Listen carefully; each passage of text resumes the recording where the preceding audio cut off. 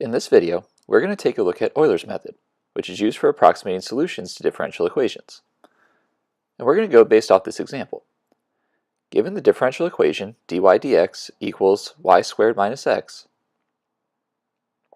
and given the condition that when x is equal to 0, y is equal to 1, we're going to look to approximate the value for y when x is equal to 1.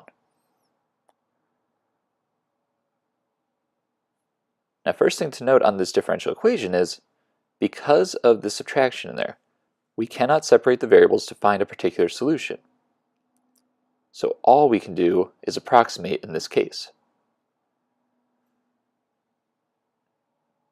Now with that, when we think about approximating by using the derivative, hopefully what comes to mind is attempting a tangent line approximation.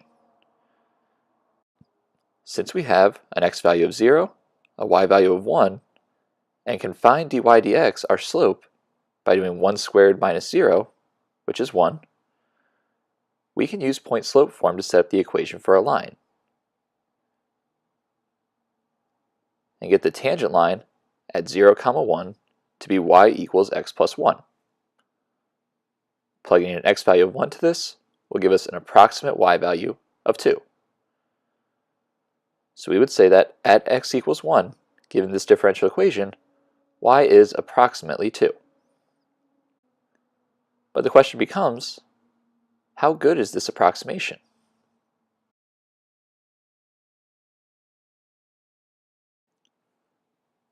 Well, let's imagine a curve. Not necessarily the one that we're working with in this problem, but just any curve. But let's still try to use the same points.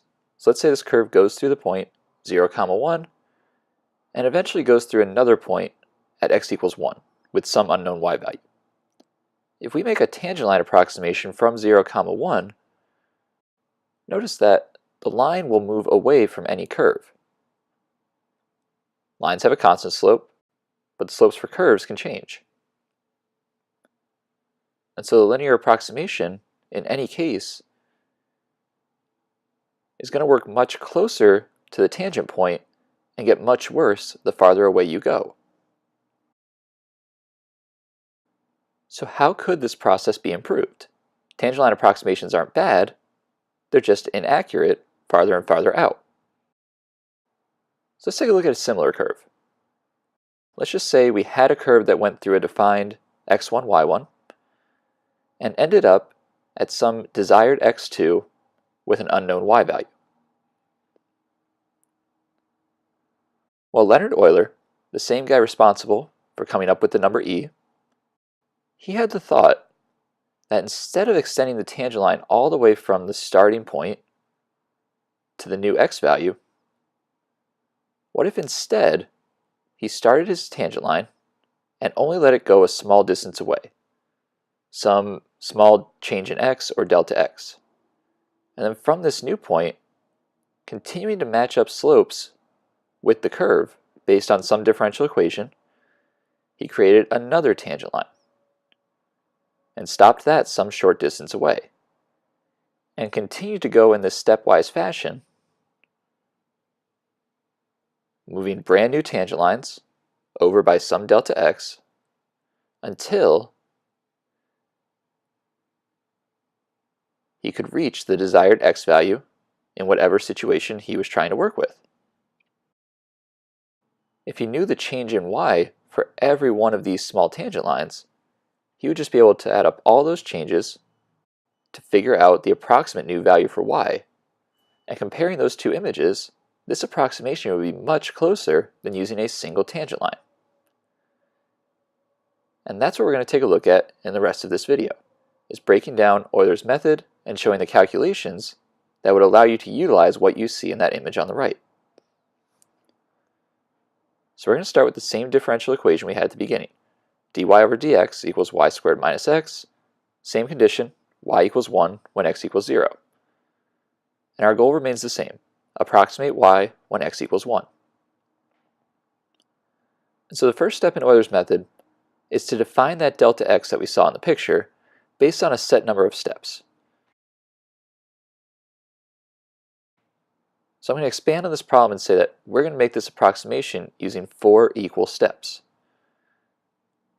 What that means is instead of this overall change in value for x of 1, let's break that down to 4 equal parts, and each of those would be 0.25 long.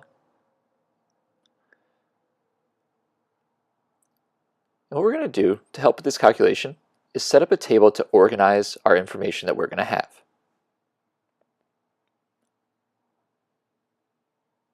And so on this table, the first thing we're going to note for any tangent line is the old or the starting tangent point that we are going to build our line from. We're then going to note our delta x or change in x, and then we're going to calculate delta y. And we're going to do this by multiplying our derivative, which is dy over dx, by dx, so that only dy remains. And then our new point where the tangent line ends will be x plus delta x, comma, y plus delta y. In step 3, starting with the given point for the problem, so the given condition, we're going to evaluate the delta y given the delta x that we calculated back at the beginning. Once we know delta x and delta y, we're going to evaluate our new point at the end of this, not necessarily tangent line now, but more like tangent segment. And we will repeat this process until the desired x value is reached. In this case, until we reach a point that has an x value of 1.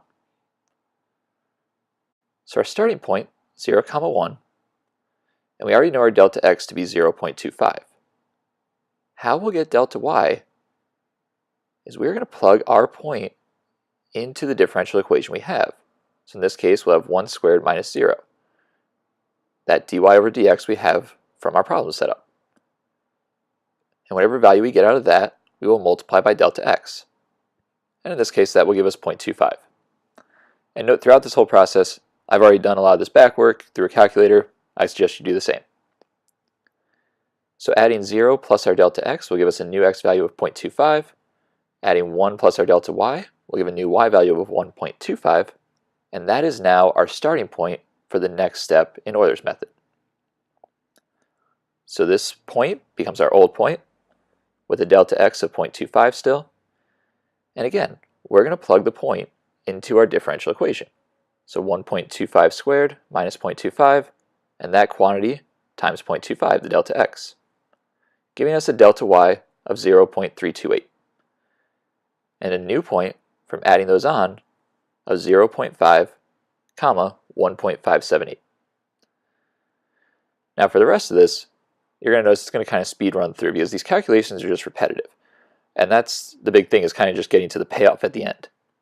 So on the next step, using that same delta x of 0.25, calculate our new delta y, we end up at a new point of 0.75, comma 2.076, and we're going to have to run this process through one more time. We haven't reached an x value of 1. And in the last step, running this calculation through one more time, our delta y for the last step is 0.8899, and finally, adding those on gives us a final point of 1, comma, 2.966.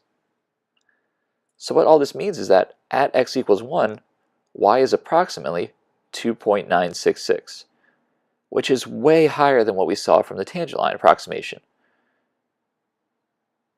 And something to think about, if Euler's method is going to keep us closer to the actual curve, and our Euler's approximation is larger than our tangent line approximation, our original curve had to have been concave up. Visually, this should make some sense. The tangent line veers away from the curve, but Euler's method continues to stay closer and closer to the curve. So if Euler's method ends up being higher, that means the curve has to be higher than the tangent line approximation. So hopefully you see the importance of the organization on this process, and please make sure to look back through and review all the steps to make sure that you fully understand them. And then your last thing to do is just try practicing this out. Thank you for watching.